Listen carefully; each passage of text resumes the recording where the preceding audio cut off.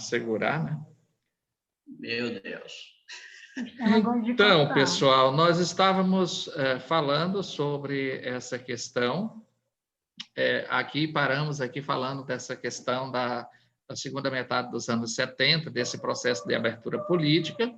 Estávamos discutindo sobre a questão do governo militar, né?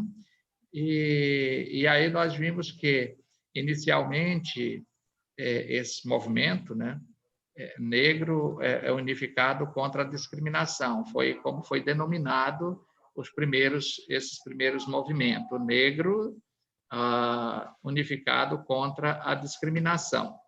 Então, esses movimentos eles vão tomando corpo, né? Em quantidade e também em qualidade em relação à clareza nas reivindicações, na pauta reivindicatória, né?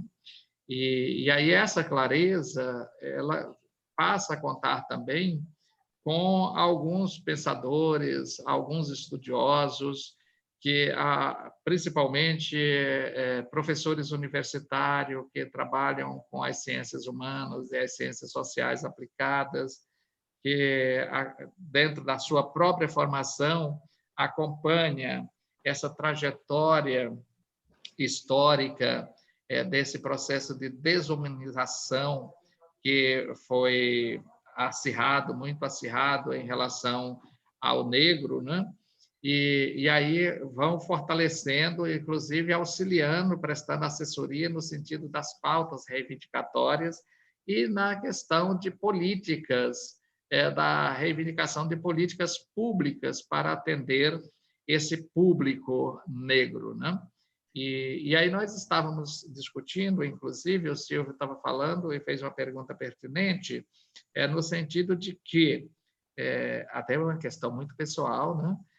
Se eu acreditava em um país sem discriminação.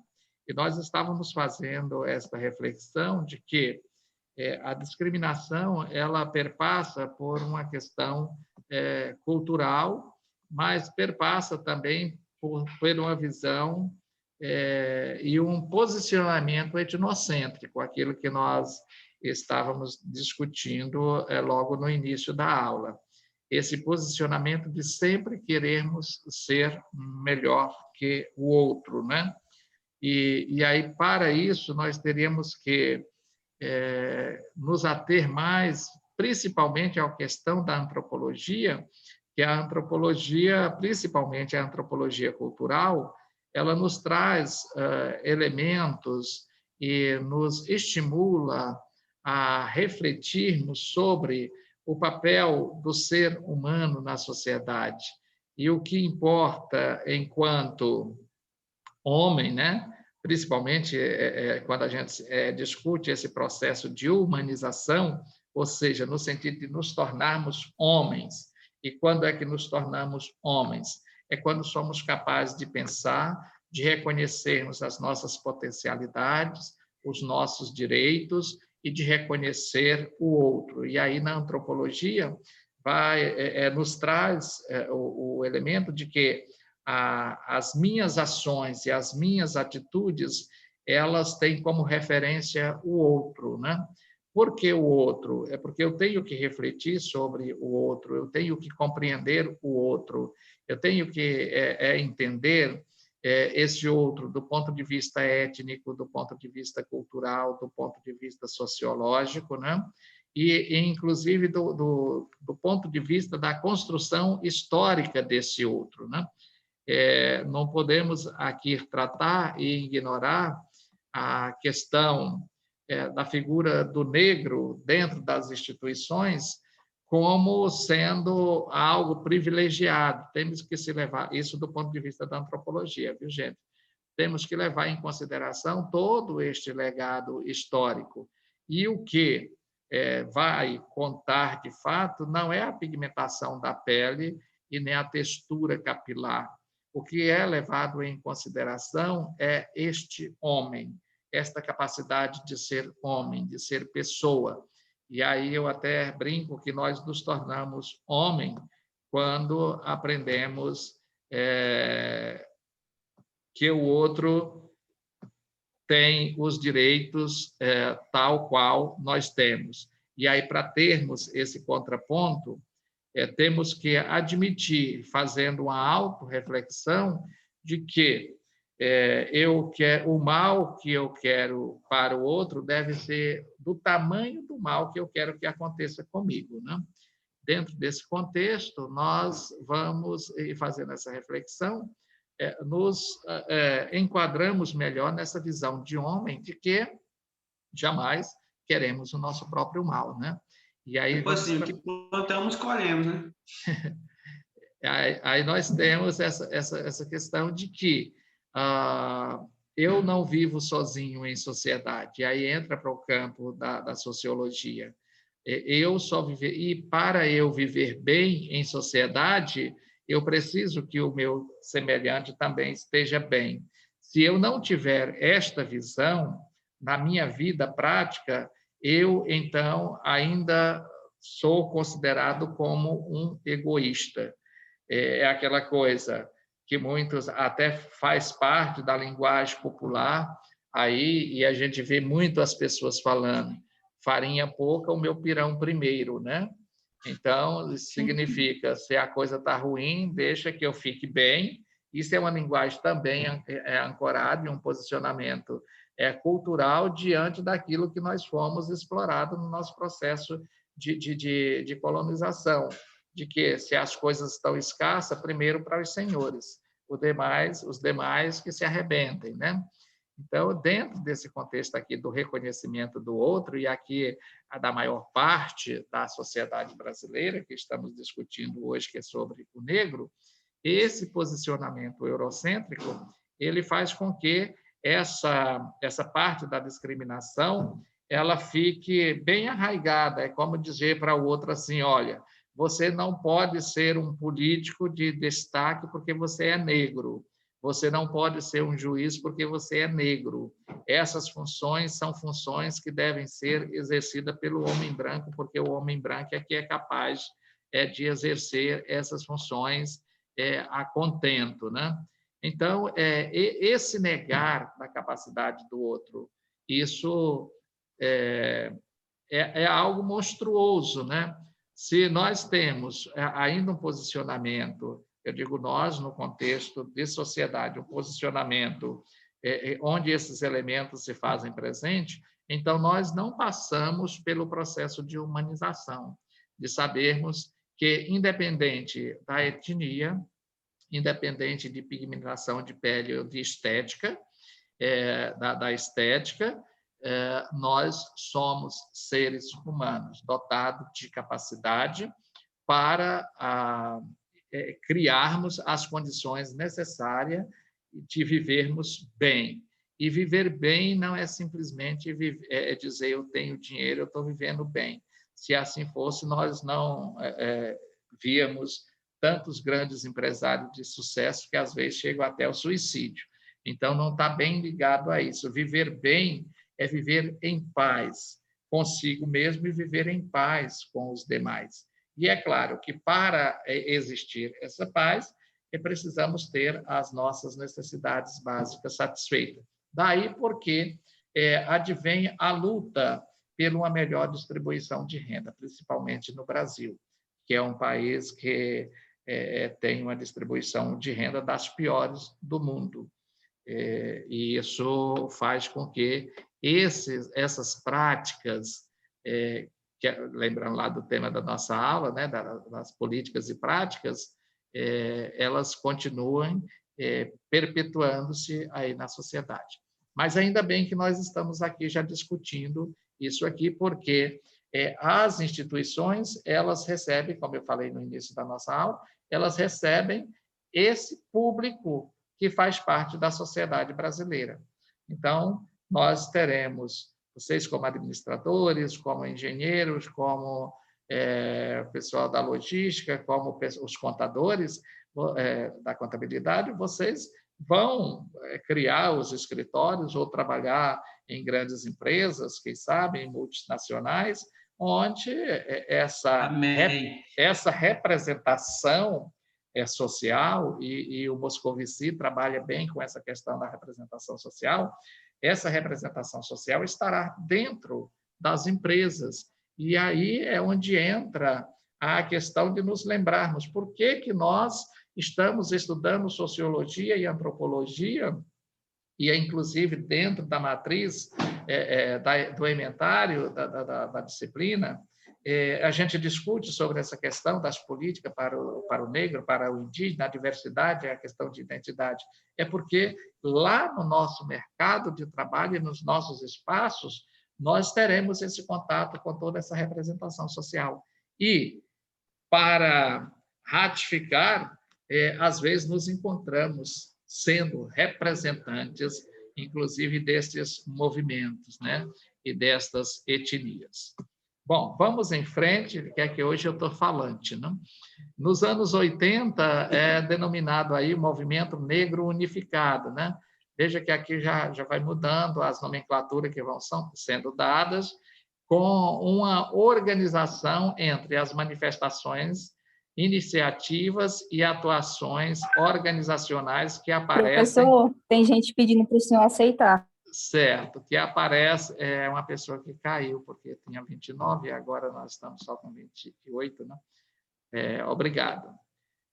Aqui, já a pauta vai mudando aqui nos anos 80, e isso é muito em razão também da abertura política, porque ali, em 1980, com o João Batista Figueiredo, já que foi o último presidente militar, essa abertura ela já se deu a tal ponto de que, em 85, ou seja, a política que em 84 teve a campanha das diretas já, que era para a população brasileira escolher os seus representantes do ponto de vista de presidente da República, né? E aí não aconteceu as diretas já, mas já ocorreu aí uma alteração, porque aí o Congresso já elegeu 2 políticos que não eram militares, que foi o Tancredo Neves e o José Sarney, que foi eleito como vice, né? Então, já saiu da mão dos generais. E aí, quando o Tancredo morreu, na madrugada do dia que seria para tomar posse, né? O José Sarney assume como o presidente.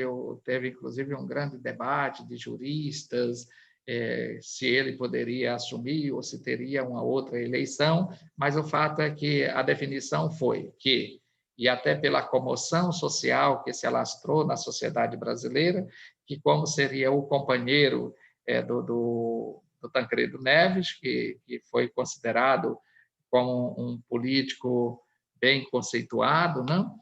Que hoje talvez ele ficasse envergonhado diante das ações do neto, né? Mas o certo é que o José Sarney assumiu, não? E aí foi quando chegou o fim dessa chamada ditadura militar. E aí só aqui já no final da década de 80 é que tivemos as eleições para presidente, que foi quando o Fernando Collor de Mello foi eleito em 1990. Bom, mas aqui eu estou falando disso, que esses movimentos eles vão contextualizando por que esses movimentos vão tendo uma adesão, já vão ficando melhor organizados, e as manifestações, as iniciativas vão aparecendo, dado essa ruptura da abertura política brasileira.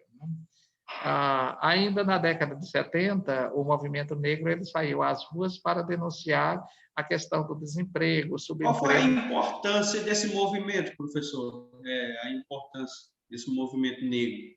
A importância dele é que leva a classe política a se comprometer, principalmente os políticos que estavam precisando de votos, né? Se comprometerem com a criação de leis para amparar a pauta reivindicatória do movimento negro, ou seja, que o negro tivesse acesso ao emprego, que o negro tivesse acesso à educação, porque aí é quando vão ser criadas todas as políticas de atenção às comunidades quilombolas, as políticas de cota para garantir a presença negra nas universidades, para garantir a presença do negro nas empresas, nos espaços públicos também, como empregados. Então, vão ocorrendo essas políticas, vão sendo criadas posterior, obedecendo, ou seja, eu vou dizer aqui mesmo, obedecendo à pauta reivindicatória do movimento. Então, veja que aqui ocorria o desemprego muito grande, principalmente do negro, né? O fato de serem vítima do racismo também, da discriminação racial e da violência, a violência policial, que se hoje a gente vê e acha que, às vezes, ainda ocorre muito, principalmente nas grandes cidades, né? E aonde a população negra estão fazendo parte em um maior quantitativo social, como nas favelas do Rio, nas favelas paulistas, e aí, nas favelas baianas também, principalmente em Salvador, né? Que é a maior população negra do mundo, fora da África, está no estado da Bahia, né? Então, quando a gente vê essas pessoas que estão à margem da sociedade. Então, tem-se aí essa adesão maior de, inclusive, intelectuais que passam a defender a causa do movimento também. Na comemoração aqui, olha, a comemoração dos 300 anos da morte de Zumbi dos Palmares, em novembro de 95, ocorreu aí que várias entidades ligadas ao movimento negro, eles realizaram a Marcha Zumbi dos Palmares, contra o racismo pela igualdade. Quais são essas entidades?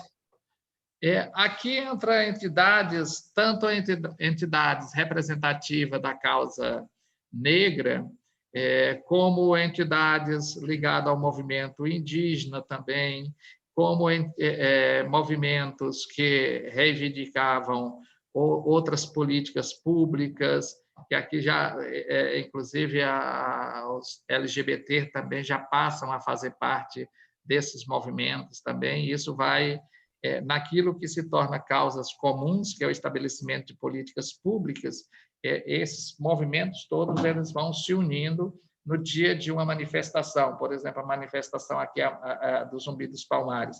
Não estavam lá só os negros, mas representantes dos indígenas também, representantes dos movimentos LGBT, todos estavam fazendo parte dessa marcha para dizer, olha, não é só o negro que está vendo a sua condição de serem discriminados. Todos nós passamos por discriminação, que também somos discriminados.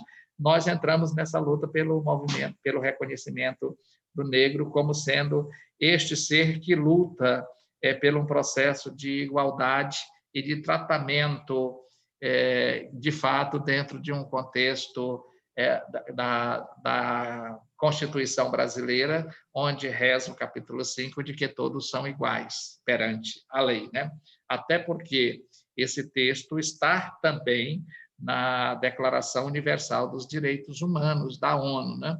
E aí os países que fazem parte da ONU têm necessariamente que garantir a aplicabilidade do que está na Declaração Universal, e aí traz para a Constituição, nós temos na Constituição brasileira, no capítulo 5, onde fala que todos são iguais perante a lei. Rapaz, o negócio já está para cair, vamos adiantar, senão não dá tempo para a gente falar sobre o trabalho. Aqui o ato reuniu cerca de 30 mil pessoas, militantes do movimento negro e outros movimentos sociais, isso em novembro, né, em Brasília. E nesse dia, no Brasil, sempre existiu o mito da democracia racial, que a gente sabe que, de fato, é um mito, porque nós sofremos discriminações em relação a isso. Como se fôssemos um caldeirão cultural onde não havia nenhuma discriminação das pessoas negras ou indígenas. Isso, quando se trata lá fora, e até mesmo os políticos, nos palanques, nós temos uma riqueza cultural muito grande, da diversidade cultural que temos no Brasil, aí trata isso como riqueza.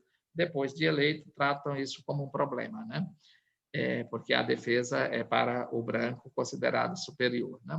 Aí, dentro desse contexto do racismo, lê do engano, né?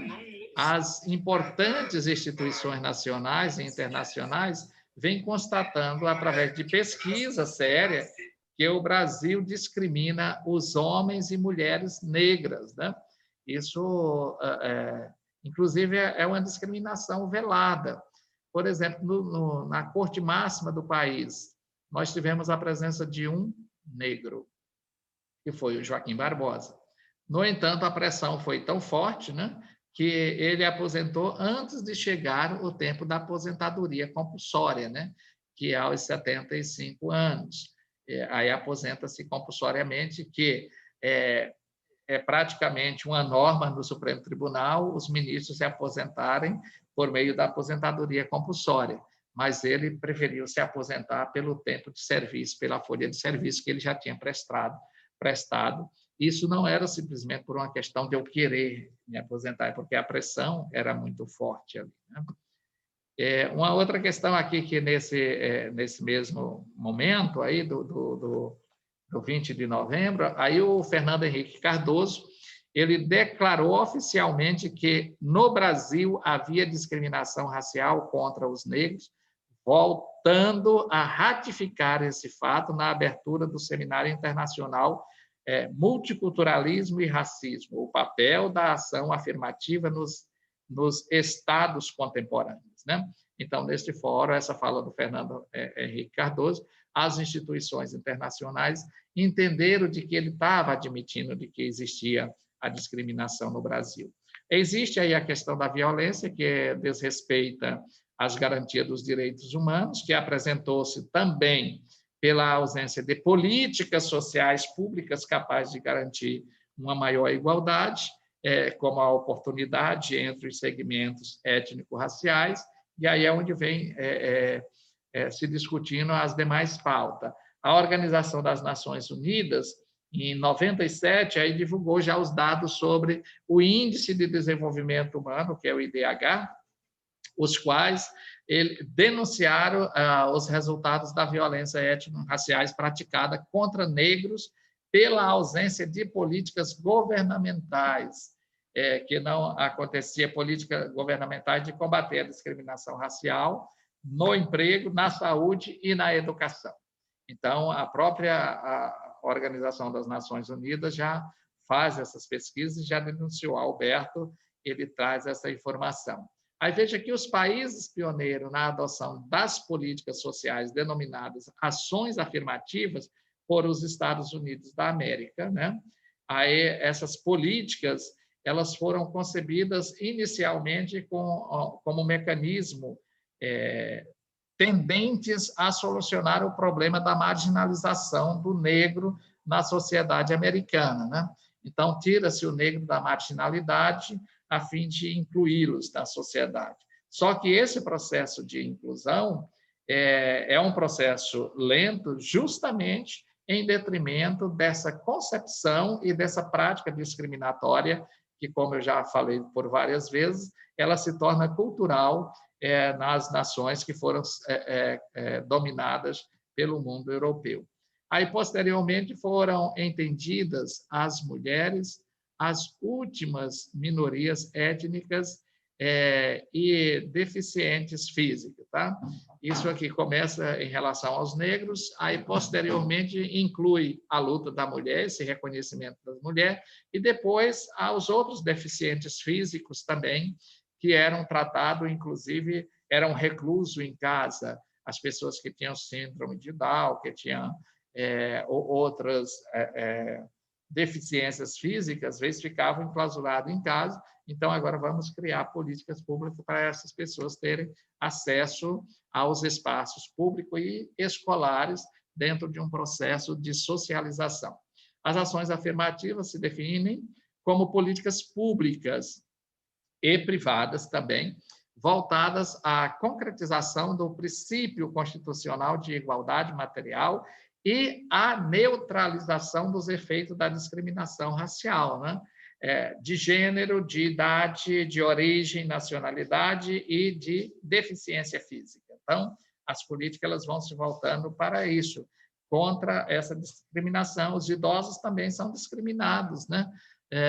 As mulheres em determinadas funções também ainda são discriminadas, né? E os deficientes físicos, né? Às vezes a pessoa tem algum problema no pé ou na perna e vê muitas pessoas, não, é aquele manco Professor, lá, né? Sim. Pois não? Então, essas questões, elas são tidas como... Tinha algo para falar. Está cortando, não estou te ouvindo. Não estou conseguindo ouvir, está cortando a tua fala, Silvio. Porque eu sou... Eu vou continuar aqui enquanto a tua internet melhora, para aí a gente volta a falar, tá? Então, veja que é a situação... Você disse que tinha algo... Ele está querendo dizer, professor, que o senhor tinha algo para falar. Parece que está faltando pouco tempo para terminar a aula. Sim, que é lá Isso. A questão do trabalho, né? A situação deficitária do acesso à educação formal, à educação, às políticas para o afro-brasileiro no Brasil, tudo isso, a questão do coronelismo, da escravidão, que subjugava todo esse processo, principalmente na área educacional, né? E aí vem o desenvolvimento educacional dos afrodescendentes, que aí já cria. Hoje nós temos, inclusive, leis específicas que é obrigado, na educação básica, ter educação a história da África e história do afrodescendente no currículo, para ser trabalhado na educação básica. Vem aí a adoção dos negros para o ingresso dos estudantes nas universidades brasileiras, que ainda tem muita gente que se coloca em uma condição de contra, né? Mas é uma forma de ir reparando esse atraso da chegada do negro na universidade. Temos aí essas... que os acadêmicos aqui já é da atividade que eu ia falar, e aí eu vou passar aqui para vocês como é essa atividade. Fiz um texto aqui, a atividade valendo a aula do dia 10, que é amanhã. Vocês vão fazer a leitura aqui do tema 5, que o tema 5 é esse aqui, do material didático de vocês. Abordagem antropológica das organizações com base em ideias ou ideologias. Homem, cultura e sociedade. E aí vão estabelecer o debate lá no Live. Aí eu criei na ferramenta Fórum, também, como fórum da aula 10, para vocês cumprirem isso aqui. O que é que vocês vão discutir lá? A definição ou o conceito de antropologia, que vocês vão discutir, quais são os métodos de pesquisas utilizados nas ciências sociais, aí vocês vão discutir, a concepção sobre a ideologia e cultura, cultura e ideologia também, né? E aí o que temos aqui? A observação. Essa atividade tem o valor de 2 pontos a serem somadas com a nota da N1, tá bom? Então, pessoal, era isso que tínhamos para hoje, e eu desejo a vocês tudo de bom e que vocês possam ter uma boa aula do amanhã, que façam uma boa atividade. Que horas é a aula amanhã? Vocês vai estar disponível a partir da meia-noite, vocês vão entrar lá e fazer. Nós não teremos webconferência. A aula de amanhã é contada essa atividade que eu acabei de apresentar para vocês. Tá bom? Bom final de semana e sucesso. Tchau, pessoal. Tchau, professor. Sucesso.